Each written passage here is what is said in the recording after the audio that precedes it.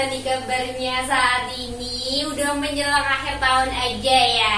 Nah, pada kesempatan kali ini aku mau membahas mengenai bagaimana caranya kalian biar bisa jadi dropshipper yang sukses, ya kan? Kalau kalian mau jadi dropshipper tuh apa aja sih yang mesti kalian persiapkan gitu ya? Nah, yang pasti itu yang pertama kalian harus cari dulu suppliernya ya kan? Kan nggak mungkin nggak nyari supplier.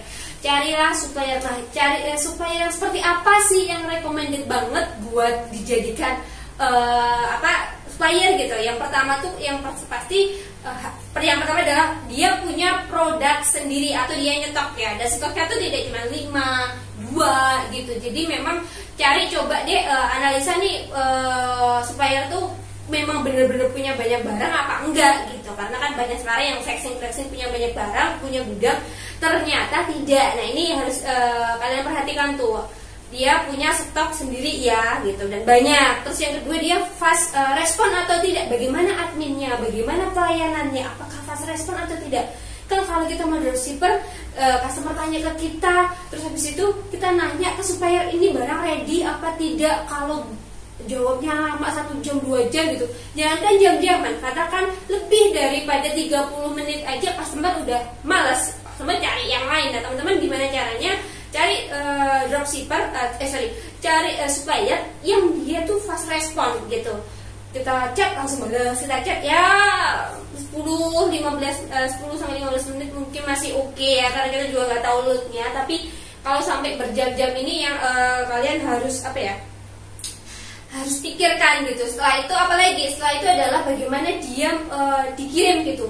Misalnya ini kalau kita order hari ini, kita TF hari ini, dia kirimnya kapan? Nah, ini juga harus teman-teman perhatikan juga, jangan sampai customernya kita ya itu nunggu lama. Nih, kita kan udah transfer Kak, udah order, kenapa kok nggak dikirim-kirim? Nah, ini juga harus kita perhatikan supplier ini pengirimannya bagaimana, cepat atau enggak, ada jadwal pengiriman tertentu atau tidak, seperti itu. Kita tanyain juga ekspedisi yang dia pakai tuh apa aja, jangan sampai kita sudah deal nih sama customer gitu ya pakai ekspedisi A misalnya, ternyata di supplier nggak ada tuh, dia tidak melayani dengan ekspedisi A. Nah, ini yang agak jadi ribet, jadi harus tanyakan dulu bagaimana. Terus tanyain juga rule-nya gimana kalau kita order nih di supplier, kalau kita jadi dropshipper, rule-nya dia tuh bagaimana. Terus juga foto dia tuh menyediakan nggak foto yang kita mau kita pajang di tempat kita gitu, atau kita promosikan, apakah ada watermarknya ataukah tidak. Nah, ini kalian harus choice aja mau pilih yang mana. Kalau watermark ya otomatis dia customer kita akan tahu nih bahwa barang ini kita ambil dari supplier ini gitu. Terus kalau enggak ya kan lebih enak gitu, kita bisa kasih watermark. Terus yang ketiga bagaimana yang selanjutnya adalah atau tidak itu harganya gimana, masih nggak kira-kira kalau kita ngambil ke supplier ini kita jual lagi itu masih kayak adorable nggak, kita masih bisa jual nggak, kita masih bisa bersaing dengan toko-toko lain apa enggak. Kalau kita sudah tidak bisa bersaing ya mending cari aja deh yang lebih murah lagi gitu. Terus yang kedua apa? Yang kedua itu adalah fokusnya apa ya? Udah misalnya teman-teman yang pertama mau fokus jualan untuk dropshipper baju, ya udah kalian seriusin dulu tuh baju ya kan. Terus postingnya juga di mana aja gitu, bisa di e-commerce atau apapun itu. Jadi fokus dulu nih apa dulu nih yang mau dikerjain, jangan baju dijual, terus ATK dijual, terus apa lagi ya, mungkin sembako dijual. Bagus, semakin kita banyak jualan semakin mungkin apa yang bisa datang, mesti apa yang kita bisa jual tuh lebih banyak. Cuman kalau kita dropshipper jangan seperti itu, karena apa? Karena kita nggak punya stok. Nah, itu jadi bikin nggak fokus aja gitu. Terus konsisten tuh gimana? Ya konsisten ini teman-teman harus bukan kirim sih, maksudnya kayak postingnya tuh setiap hari tuh, entah itu di Instagram, entah itu ada di e-commerce, mau pakai e-commerce apa terserah, itu kita harus ini. Terus kita konsistennya dalam tidak cuma dalam posting, tapi konsisten juga dalam menganalisa gitu. Oh, ini kurang bagus ininya, ini kurang ininya, jadi diperbaiki lagi, kayak gitu. Terus yang keempat ini adalah yang namanya beli sampel.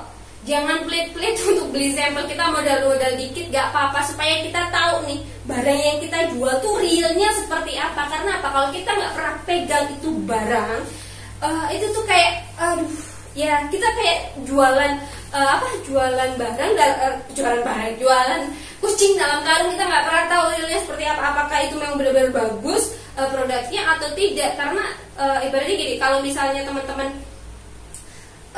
nggak bisa merasakan, atau kalau makanan kan merasakan, kalau baju mungkin bahannya seperti apa, kalau mesin mungkin dia jalannya seperti apa. Kalau kita semakin mengenali suatu produk yang kita jual, itu kita akan semakin mudah untuk memberikan informasi produk tersebut kepada customer kita. Nah, customer kita itu ya kemudian pasti akan lebih yakin dengan apa yang kita jelaskan, dan dia lebih yakin untuk beli ke kita. Nah itu. Terus yang selanjutnya adalah dan yang selanjutnya adalah pelajari algoritma masing-masing e-commerce gitu. Karena setiap e-commerce tuh beda-beda tuh algoritmanya. Algoritma tuh apa ya? Bagaimana produk kita bisa muncul di atas? Bagaimana customer produk seperti apa sih yang kira-kira itu sangat menarik gitu untuk customer beli gitu.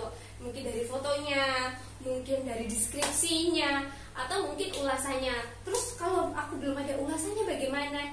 Ya udah, nggak apa-apa, kalian yakinkan aja gimana cara kalian melayani customer gitu. Nggak ada yang mulai langsung tiba-tiba banyak ulasannya tuh, nggak ada. Jadi itu aja sih tip pada siang hari ini. Siang ya, kalian bisa tonton malam dan sore nggak apa-apa lah ya.